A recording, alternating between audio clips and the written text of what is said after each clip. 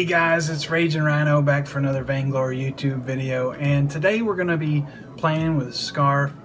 I really like him in this update. I feel like he's a really good character to use CP and just try to, deal as much damage as he can. I know that Koshka is on my team and she's also CP, but I feel like with the two characters being as strong as they are, Skaarf is more of a late game, and then Koshka is more early game, and it kind of cancels each other out to where you can have some really strong battles. So I'm playing against a Sky in the lane, and then there's an Ardent and Blackfeather, and it's very interesting gameplay with the team, and I'm in solo queue, and I'm just trying to have some kind of success in solo.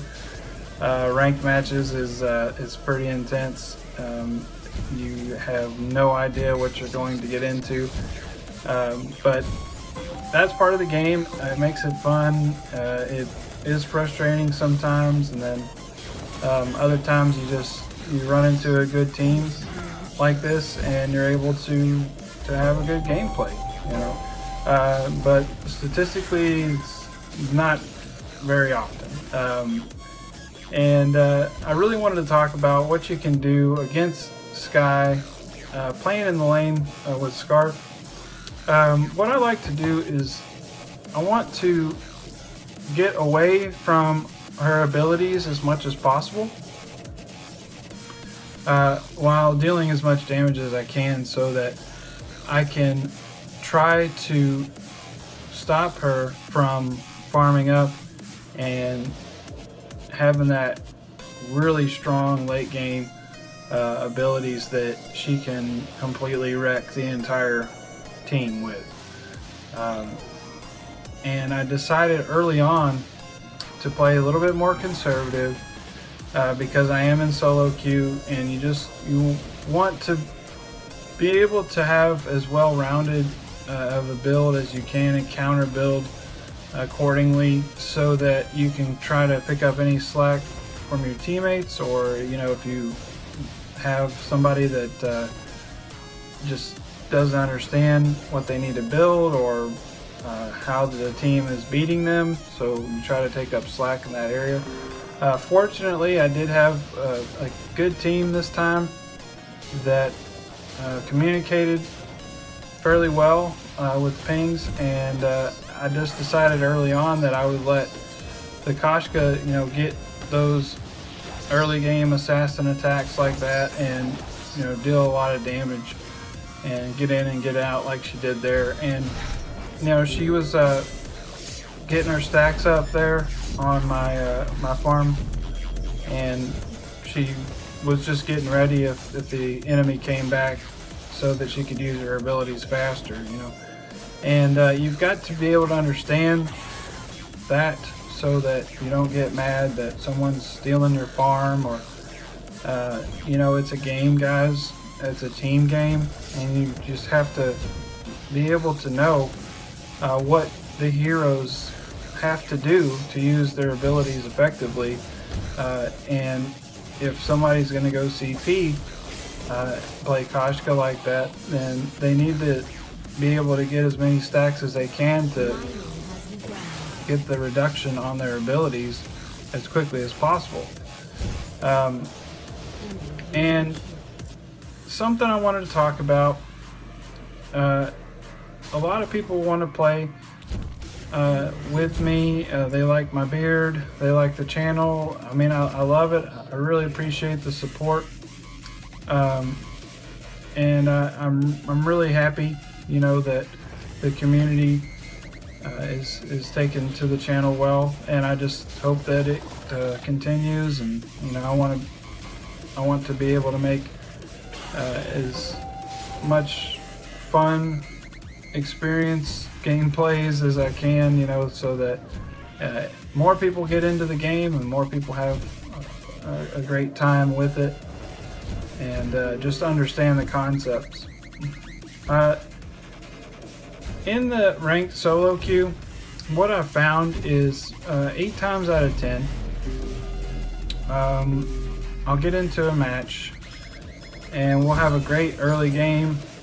We'll have pretty good mid game, 15-minute area. I start to see where everything collapses and I don't understand what's going on, and then I look at the scoreboard and I see that neither one of my teammates have bought any kind of defense, and this happens, like I said, 8 times out of 10.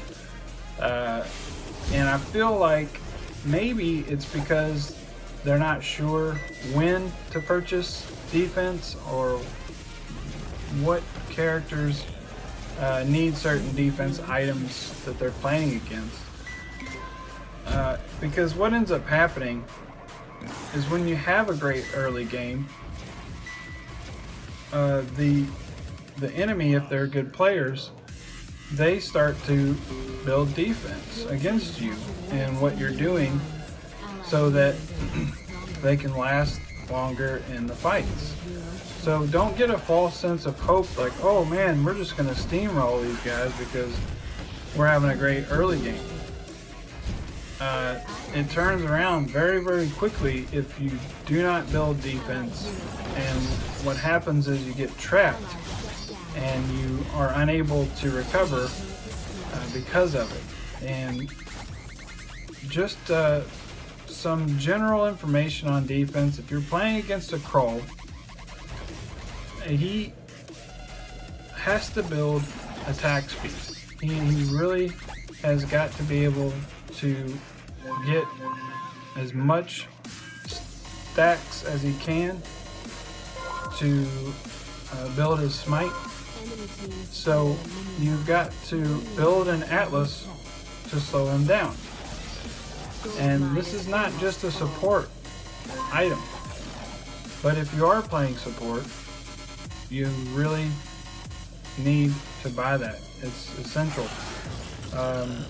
If you are playing against a Arden, you've got to build a Crucible as a support player. And if you're a carry, you've got to have a reflex block to get out of there, because you never know when he's going to jump out of the bushes, use the gauntlet, and you're stuck. So you've got to have an escape. And if you're carrying, get the Aegis, and hopefully that your support will have a Crucible to protect you from other abilities that you've got to control when you are taking damage as best as you possibly can. So when you're carrying, you've got to play like a support to block certain abilities to get your timing down. So don't just think that you're going to build a lot of damage and you're going to ace the team and the game's over. Because it doesn't work that way. Maybe in a different game, I don't know. But this one, it will snowball on you very quickly if the enemy has defense against you and they're counter building whatever damage that you have. So take a look at my damage versus defense video. I talk about why building defense is so important. And my common response when I ask, why didn't you build any defense? We lost the game. I usually get, I always just buy offense. Or I usually just buy offense. And it's typically a Taka player. I've had a few Jewel players tell me this. Because what they're doing is they're relying on their box to escape or the jump that Jewel has to escape, and that's okay. If you want to be a glass cannon, great, but you have to be able to use that skill and time your abilities correctly, or you're not helping your team at all. And it's a team game. That's It's just all there is to it. And if you don't want to play a team game where there's 3 people that benefit or fall to their detriment because of your build, then go play some other game that is, I don't know, some other game that just depends on you and what you do that will decide your fate. But in this game, any one of your teammates can lose the game by not building correctly, not positioning well, and not having good escapes. So if you're playing in support, your support items, your crucible, the war horn, the fountain is my favorite support item, and I think boots are right there in the support. You've got to be able to get to the fights. You've got to be able to stay with your carries, to heal them with a fountain, war horn, to get them out of there, whatever. So I implore you, if you have a Kroll, build an Atlas as a support, slow him down. If you're a carry and you keep getting rushed by a Kroll and you can't seem to get away from him, buy an Atlas, slow him down, get some boots, Atlas him, and run away, kiting as fast as you can. Get a reflex block for his smite, and just hope that you can deal enough damage to kite him to get the rest of your team to help you finish him off. So your positioning has a lot to do with attack, falling back, and I feel like a lot of people don't treat this game like a battle game. You have frontline characters, you have assassins, snipers. All these heroes have certain areas that they need to be in fights. Your assassin melees are going to be frontline players that jump in, get in, and do the damage, get out. Your snipers, your ranged characters are in the back of the fights. They should not be up fighting with a melee character. The only reason why Kroll targets a Ringo or a ranged character first is because they realize this person is trying to carry and deal the most damage, so I need to get to them as fast as possible. So they will rush you, try to shiver steal you, and try to stick to you as much as they possibly can. And all you have to do is build against them, but even still, you can counter build and the enemy can still catch up with you, just like this play right here. They caught up with me even though I defended against the Sky ultimate there. But what I did was I positioned myself in a way that the rest of my team could finish them off. And right here, I know this is a bad position for Arden, but he does the right thing. He backs out, gets away. He's a support frontline character. Your support should be guiding you into battle, and your frontline assassins should be the next to jump in, deal as much damage as they can, and get out. Your sniping, ranged characters need to be in the back and dealing as much damage from a distance as possible, and try to guard against the abilities as they can to deal as much damage and hopefully get a win because of these positions. And map position is a whole other thing. I mean, you don't want to be overextended in the lane or the jungle. So right here in this scenario, if they have a turret down, this is as far as I'm wanting to go. I don't want to go past their turret. I want to stay in here. I want to poke as much as I can and do as much damage from a distance because I'm a ranged character and I need to stay back. I'm not a frontline melee character. And your positioning has got to work well with the rest of your team. Right here, I'm backing away and giving my teammates the position to go in as a support frontline and a frontline assassin. And as you can see, they went in, they dealt as much damage as they could. They killed Koshka. I'm still in the back as a ranged character. My support will go in front of me and lead me into fights. And all I have to do is maintain my position in the battle and stay back and use my range accordingly. And you can see the whole time I'm kiting, I'm trying to use dodge all of her abilities and deal as much damage as I can. You can see right there. And this is what I want to give to the community. I want them to see the strategies because it makes the game so much more enjoyable.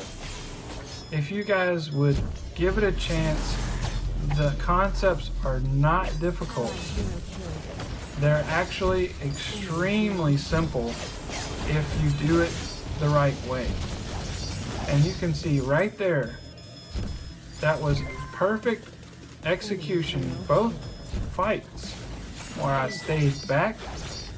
Arden died early because he was a frontline support for me, so he had taken a lot of damage from Catherine and Sky continually to help keep me alive, keep the turret alive, and he was a little overextended, but it wasn't much.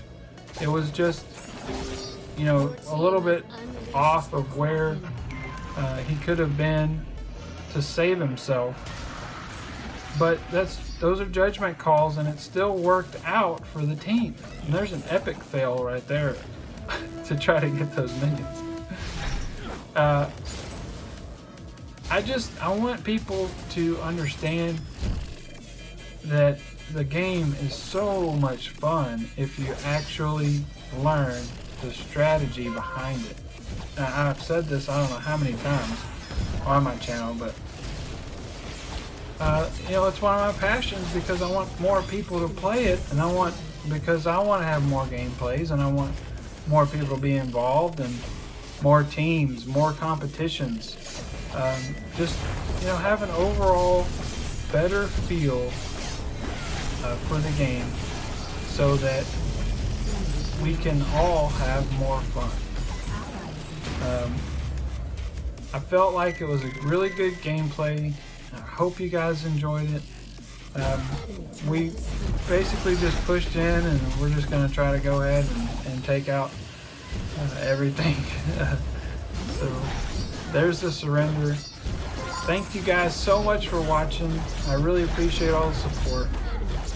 And you can see the builds here. I went Eve of Harvest and went ahead and got a broken myth and got some extra crystal and 4, 1, and 9. So a very good assist player. So there was one more thing. Oh yeah, don't AFK ever.